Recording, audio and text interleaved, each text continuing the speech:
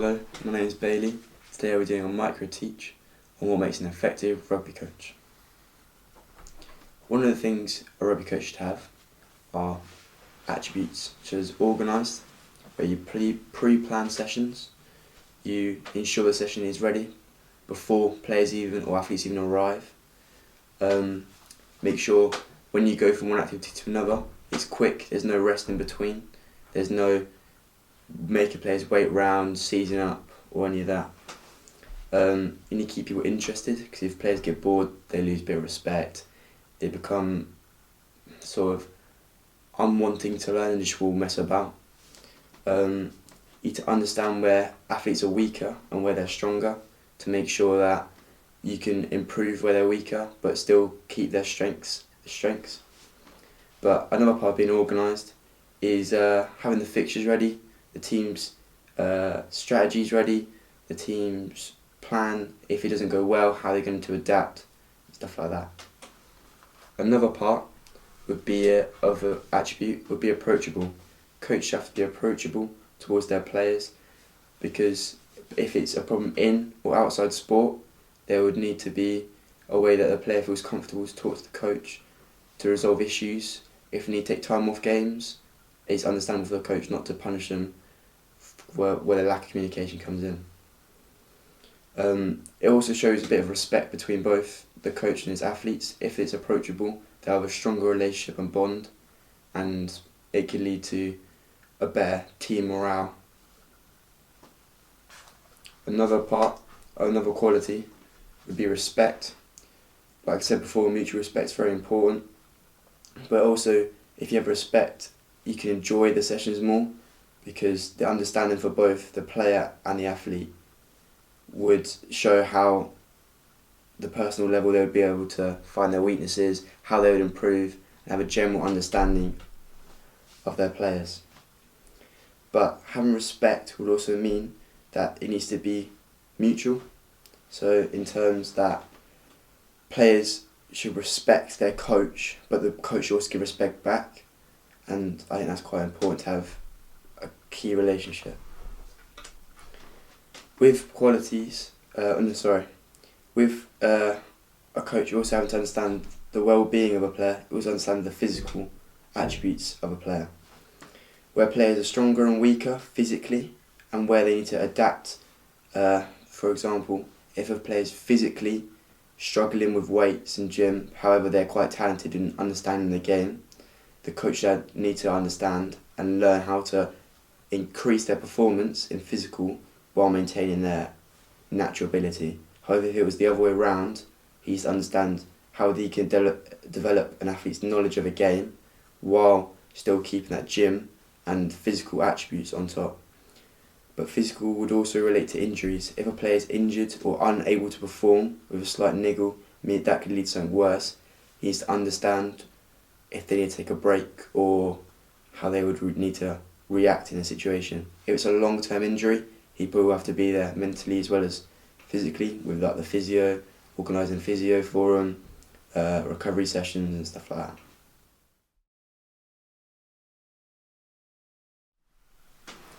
Another part that makes an effective coach is being organised, as I said before, being confident, being motivational, and having control. Control is key to keep within a group, but also both for a coach and an athlete to have self-control. This could be where an athlete of a teammate makes a poor pass, strong tackle on another player, and can cause a bit of friction, a bit of argument between the players, causing for poor morale throughout the team, where it could divide the whole team and lead to a bad session in general. Control also needs to be held for the coach, because if the coach has got players messing about throughout the team or just not taking it seriously, he needs to be able to control himself, not to lash out, but also then retake the session and the players'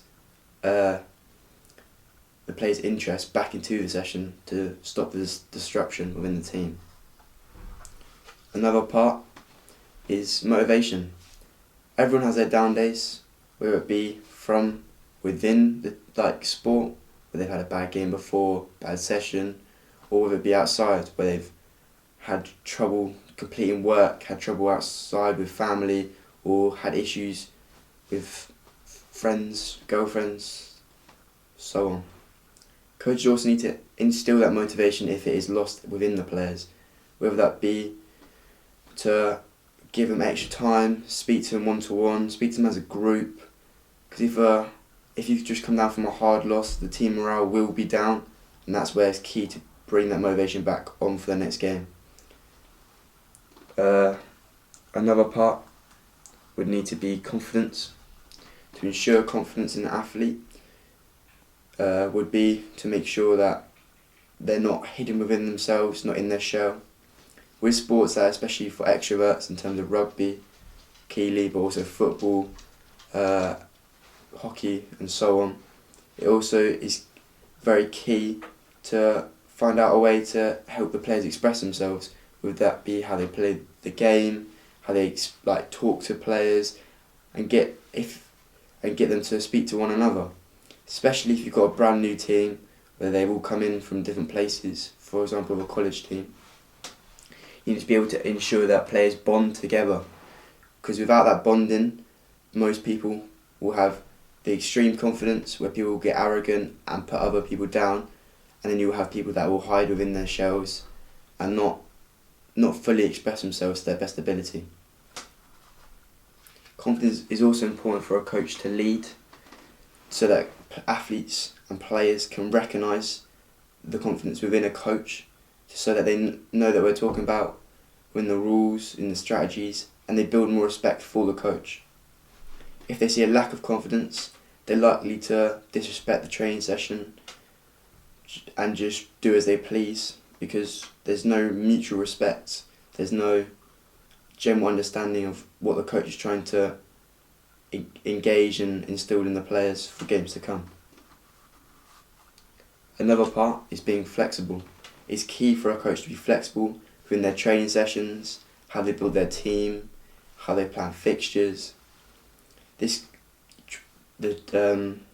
way a session could be adapted is based off weather, based off the conditions of pitches, astros, or even having a lack of equipment.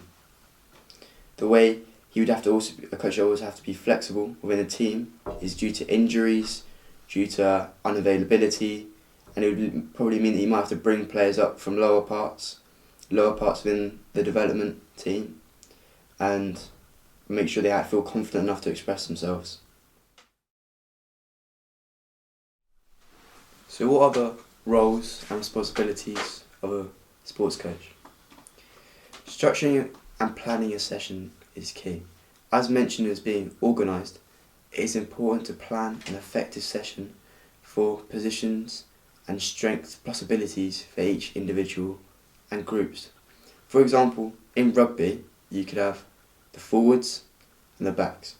Typically, coaches split them apart because you got backs will run their skills where they run through hands, calls, things like that. Forwards then run through line-outs, scrums, and other parts of their game where they come up with different parts that will give them an edge, or something that will surprise the opposition to give them an upper hand. It is key to focus on key areas that are relevant to the game as well. For example, if you're practicing a line-out, a defensive one, you need to understand whether or not you need to blitz it, where you push up, try and push them back, whether you go up and contest for it, which is very risky but high in reward, or whether you leave it completely and try and get a penalty for where they make a maul too early. All of it with high risk but also high reward. Another part would be developing a team's game plan, understanding how a certain way to play. So typically you have a certain set way to play, where it could be you hold your width and you play wide and fast, or you could be a team where you stick up the jumper and just go forward through the forwards and then go out the hands after a few phases. Different plans for different opponents. For example, you could play in a team that is very dominant in their forwards, but weak in their backs. As a result of that, you'd probably want to get out to your backs more, play it through the hands, and try and get it wider in the weaker areas of the pitch.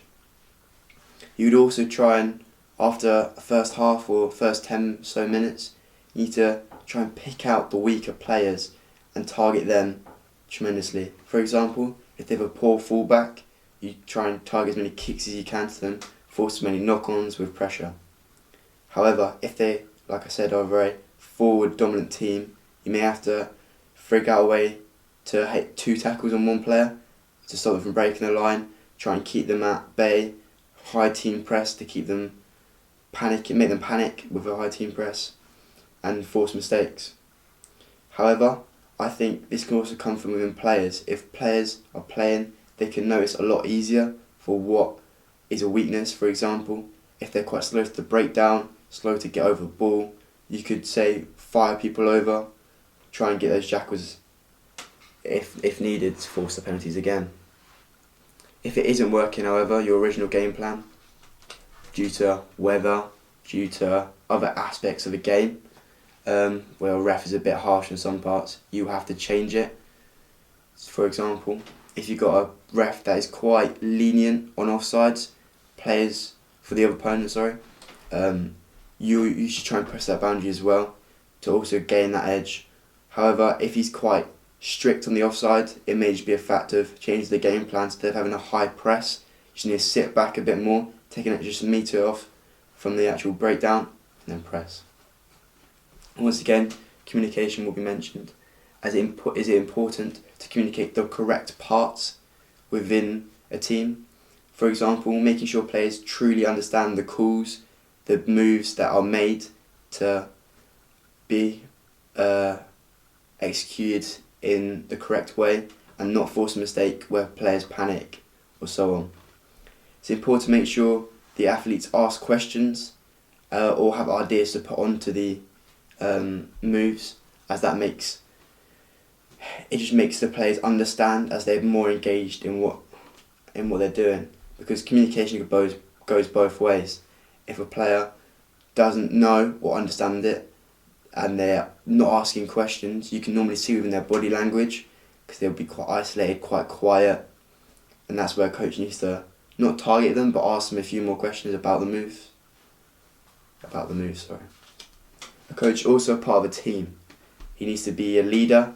He can't just let the lads on the pitch do everything. He needs to get involved. However, he will instill roles with captains, vice captains, could even be a pack leader and stuff like that, to make sure the players know their set roles, know who to listen to when they're struggling or panicking. But it also means that the coach needs to